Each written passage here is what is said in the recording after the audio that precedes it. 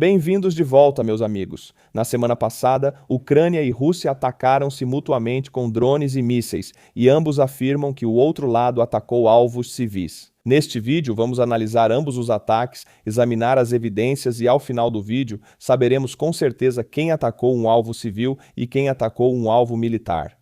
Começamos com o ataque russo contra a Ucrânia. Isso aconteceu ontem à noite, na noite de 24 de maio, e eles começaram com a plataforma nuclear mais cara, nova e moderna que possuem.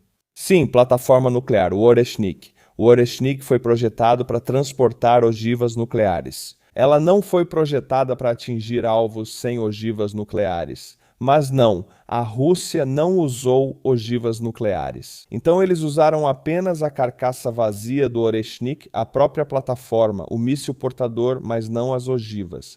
Ou seja, basicamente eles dispararam um pedaço de metal incrivelmente caro contra o solo na Ucrânia. Aqui está um vídeo disso. Olha só. Esse pouso de reentrada específico nessa fase é assim que o Oreshnik se parece. Se todos esses tivessem armamento nuclear, realmente seria uma arma aterrorizante, mas eles não têm. E como eles são projetados em torno do armamento nuclear, não precisam ser muito precisos. Eles não precisam ter precisão de 100 metros, nem mesmo de 1 quilômetro, pois a explosão nuclear fará o trabalho de qualquer jeito. Então, se você tira isso dele, é só um pedaço de metal absurdamente caro caindo no chão na cidade de Bila Tcherkva, na Ucrânia, sem muita explosão. Só a explosão causada pela energia cinética. Onde eles atacaram? Bem, no Oblast de Kiev, na Ucrânia, existe essa cidade ou vila chamada Bila Tcherkva. Eles atacaram aqui. Você pode perguntar, por que eles não enviam para Kiev? Bem, porque lá acaba se perdendo. O Oreshnik é mais uma arma psicológica hoje em dia, já que você não a equipa com uma ogiva nuclear. Então, se você quiser qualquer tipo de vídeo ou resultado disso, como as imagens de câmeras de segurança que por algum motivo viram manchete, você precisa atacar uma cidade menor onde nenhum outro drone ou míssil cai. Assim, você pode ter uma visão clara desse reentrada do Oreshnik, esses pontos flamejantes surgindo um a um, nada demais, sinceramente. Se tivessem enviado isso para Kiev, teria se perdido nas explosões dos Shaheds, Iskanders e mísseis calibre, já que todos eles causam explosões muito maiores. O que eles atingiram com esses pedaços de metal absurdamente caros? Bem, complexos de garagens. Sim, não estou brincando. Isso não é piada. Como o míssil não é preciso, como eu mencionei, já que ele foi desenvolvido para uma explosão nuclear massiva, ele caiu em um complexo de garagens, destruindo 3 garagens principais. Você pode vê-las bem aqui. Esses estilos de garagem são muito comuns nos países pós-soviéticos. Todo país pós-soviético tem. Então, eles também são muito familiares para mim. Queimar 3 dessas garagens não é uma grande perda para a Ucrânia, tenho que mencionar. Eu sinto pena de alguém que talvez tenha perdido um carro nesse ataque, mas precisamos analisar quanto isso custou para os russos, o custo total do sistema. Se considerarmos toda a plataforma móvel de lançamento, infraestrutura de apoio e integração, o custo de um único sistema Oreshnik completo é estimado em cerca de 250 milhões de dólares. Na verdade, estamos falando de 256 milhões, estamos falando de $1/4 bilhão para destruir um complexo de garagens em algum lugar. Não o complexo inteiro, só 3 garagens. Como eu mencionei, não haverá explosivos, já que não há explosivos no Oreshnik, apenas explosões de força cinética, já que ele desce bem rápido. É isso. E até mesmo os blogueiros e comentaristas militares russos na internet estão tirando sarro disso, porque eles também conseguem ver o que foi atingido e qual foi o efeito disso, ou que não houve efeito nenhum. Os correspondentes Z estão escrevendo que é só um metal caro enfiado no chão e uma demonstração patética de exibicionismo sem sentido. Oreshnik é uma arma russa de intimidação nuclear. Se você não atacar ninguém com uma ogiva nuclear, é só uma plataforma vazia sem efeito algum. Não há motivo para ter medo disso, já que a Rússia causa muito mais danos sem ogivas nucleares. E nós vamos ver isso agora mesmo. Vamos agora viajar para a capital, Kiev, onde vemos não Oreshnik, mas apenas drones Shahed. E olhe para essa explosão. E mísseis de cruzeiro e mísseis balísticos K-100-1? A Ucrânia interceptou quase 90% dos drones Shahed, mas as explosões que você vê aqui são de mísseis balísticos. Então, os mísseis balísticos Iskander e Kh-100-1 são extremamente difíceis de interceptar e também muito caros. Acho que uma ou duas plataformas que a Ucrânia possui podem fazer isso. Uma delas é o Patriot, claro, mas há um déficit de mísseis.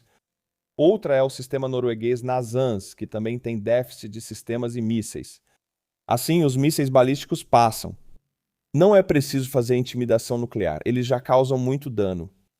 Como mencionei no início do vídeo, vamos olhar as imagens e nos perguntar: esses são alvos militares? Não são. São alvos civis. Por que eu digo isso? Bem, estive em Kiev 8 vezes. Já estive sob esses ataques de mísseis. E o motivo de atacarem tanto Kiev é que é uma área urbana enorme. Você não precisa de armas de precisão. A Rússia tem alguns mísseis precisos. A maioria deles não é tão precisa. Os drones também não. Então, onde quer que caia, vai ter cobertura da mídia. Haverá vítimas. Vai haver uma grande explosão que todo mundo filma. E é isso que eles querem. Essa é a exportação do medo deles. Eles querem cobertura para seus mísseis e drones, e eles conseguem isso em Kiev. Eles também querem cobertura sobre Oreshnik. Eles não teriam conseguido isso em Kiev, já que teria se perdido no meio da carnificina. Então escolheram uma cidade menor, como eu mencionei. E sim, esses não são alvos militares. Não acredite só na minha palavra. Vamos ver quais alvos a Rússia atingiu. Começamos com uma igreja batista. Esta aqui. Tserkva Svitlo Evangelia. Então esses são batistas ou evangelistas e eles são cristãos. Como os russos, como os ucranianos, ou os russos fingem ser, eu diria. E eles atacaram esta igreja. Agora, isso não é coincidência, isso é uma escolha de alvo deliberada. Já que, se a Rússia ataca uma igreja, as pessoas vão filmar e postar, e é assim que a Rússia consegue divulgação para sua exportação de medo. Só para te mostrar, aqui está a localização exata da igreja. Vou afastar o zoom para vermos melhor. Balaklia é uma cidade, claro, e isso fica na frente leste. Próximo alvo, uma casa de civis. Apenas uma casa comum, parecida com essa. E também há uma imagens de câmera de segurança disso. É um drone Shahed que simplesmente bateu nela. Boa cobertura por câmeras de segurança e veículos de imprensa ocidentais vão divulgar isso como a Rússia deseja. O próximo alvo foram vários blocos de apartamentos. Aqui está um bloco de apartamentos de 9 andares e há socorristas, ambulâncias, bombeiros. Isso é importante porque vamos até o alvo que a Ucrânia atingiu e esses detalhes estão conectados a isso. É assim que fica quando estão tirando as pessoas dos escombros. Há muitas ambulâncias e várias equipes trabalhando simultaneamente para isso. O próximo alvo, onde eu mesmo também estive, já que estive em Kiev muitas vezes, é um centro comercial no distrito de Lyukivka, em Kiev. A postagem fala de muitos danos graves, mas aqui tudo está destruído. Eles acabaram com o centro comercial onde havia um McDonald's. Como todos sabemos, o McDonald's saiu da Rússia em 2022 e os russos assumiram com uma nova rede de fast food chamada Vkusnaya Tochka, que significa pontos saborosos. Saboroso e ponto. Pontos saborosos não é uma boa imagem para você. A Ucrânia tem McDonald's e acho que os russos não gostam disso. Eles ficam ciumentos e atacaram. Este shopping center foi destruído junto com o McDonald's. De novo, muito dinheiro investido para destruir um shopping center e um McDonald's porque as pessoas vão filmar e a mídia ocidental vai divulgar. Isso é algo que a Rússia quer, mas não consegue de outro jeito. Além disso, vejamos a localização. Fica praticamente bem no centro de Kiev, não exatamente, mas muito perto disso. Bem ao lado do bairro histórico de Podil, bem aqui, eu adoro esse lugar. Mas o shopping center fica bem aqui, não existe mais. Então agora você viu tudo o que a Rússia atingiu. Você pode tirar suas próprias conclusões. Eram alvos civis ou eram alvos militares? Especialmente o McDonald's e a igreja. Você pode escolher. Agora vejamos os alvos atingidos pela Ucrânia.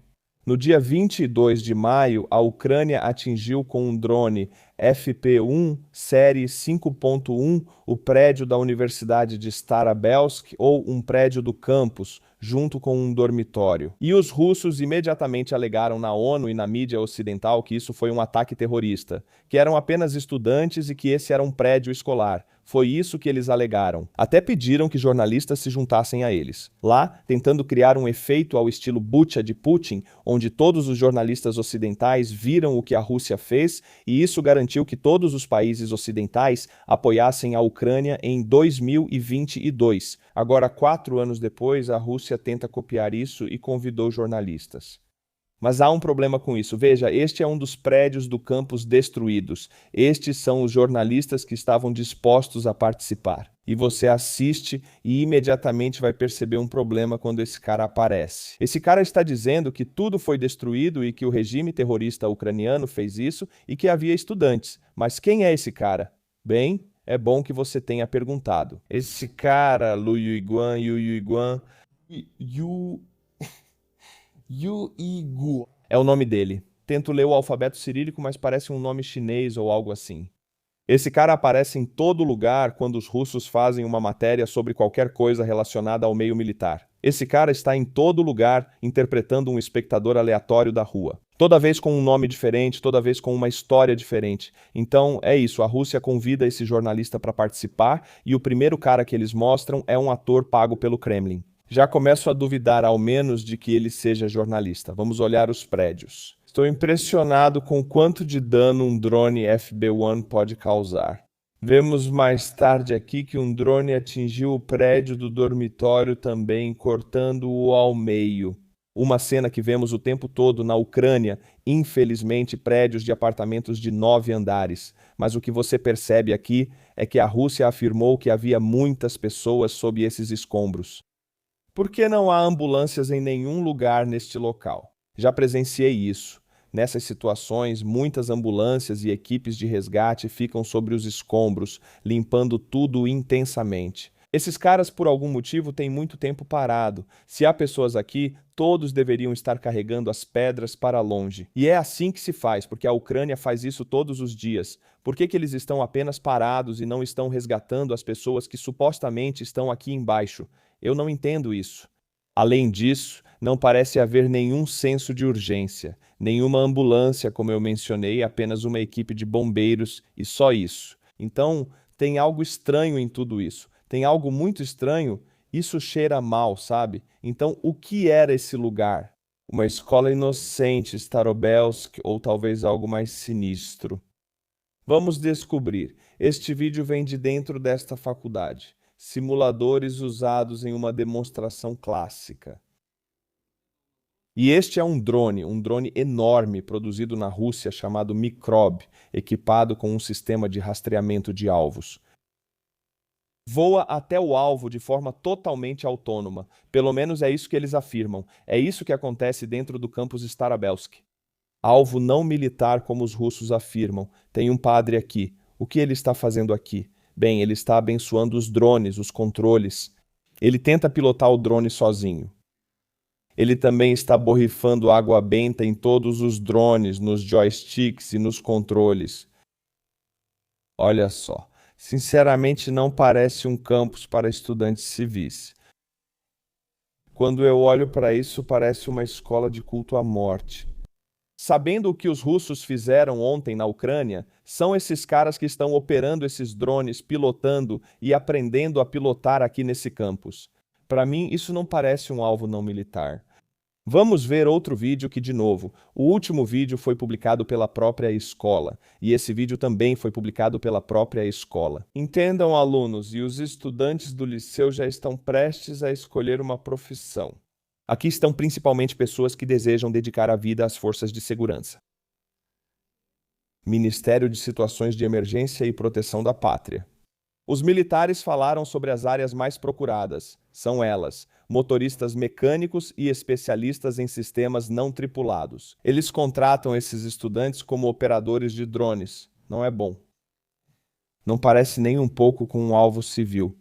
enquanto a própria escola publica esses vídeos. E agora os russos estão insistindo muito nisso de que estou falando. Eles estão fazendo muito alarde em torno disso, convidando esses jornalistas, tentando pintar isso como um grande ataque terrorista da Ucrânia. Enquanto a própria escola publica esses vídeos de uma escola de drones, salas de aula de drones. Aliás, eles realmente treinaram Putin-Jugend aqui. Na Rússia, há muitos programas para jovens, algo presente desde a era soviética. Todos agora são fortemente militarizados e extremamente leais a Putin. Quem faz parte é praticamente uma cópia da juventude hitlerista, sendo aqui a Putin-Jugend de Putin. Eles fizeram um acampamento de treinamento no campus. Não fica bem, ainda mais porque eles mesmos divulgaram. Eles estão mostrando para os ucranianos que fazemos treinamento militar neste campus e garantimos que militarizamos essas crianças. E quando a Ucrânia ataca essa área, eles fazem o maior escândalo dizendo que era um alvo civil. Novamente, este é apenas um prédio, mas aqui está uma lista de cidades ucranianas que foram arrasadas pelos russos. Toretsk, Marinka, Vuklador, Rubishne, Bahmut, Mariupol, Avdiivka, Chassiv Yar, Solodar. Essas são apenas 9. Existem dezenas e dezenas de cidades exatamente como essas. Então, ao olhar para todos esses vídeos de destruição russa em Kiev e destruição ucraniana na Rússia, que parece ser um alvo militar escolhido de forma muito específica, você pode tirar suas próprias conclusões sobre em qual acreditar.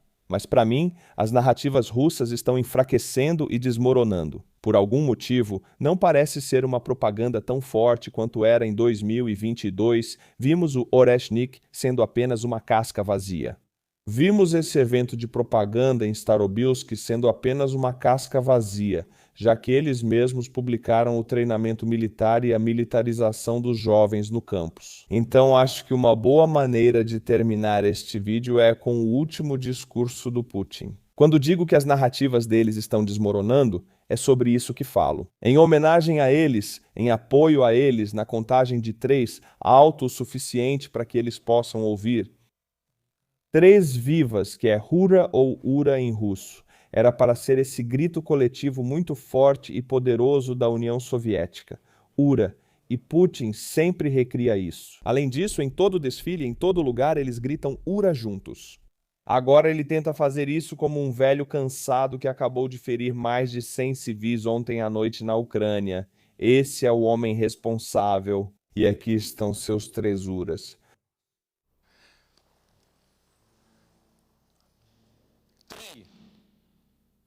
Hua, hua, hua. So in Russian, it's not hooray, it's ura. It's very strong, very articulated. This Putin here, I don't know, maybe he's drunk, maybe he's under some kind of painkillers, but if you listen, this is not how you speak a Russian R. It's very important because if you're drunk, your R goes soft in Russian also. Sabe o que é interessante? O Kremlin publicou esse vídeo e o removeu um dia depois, considerando-o inadequado para o público, já que isso não mostra um líder forte. Esse é um homem que mal consegue soltar um grito de animação. Meus amigos, se vocês ficaram até agora nesse vídeo, talvez fiquem um pouco mais porque eu tenho uma surpresa para vocês. E claro, estes são os membros mensais do Buy Me a Coffee.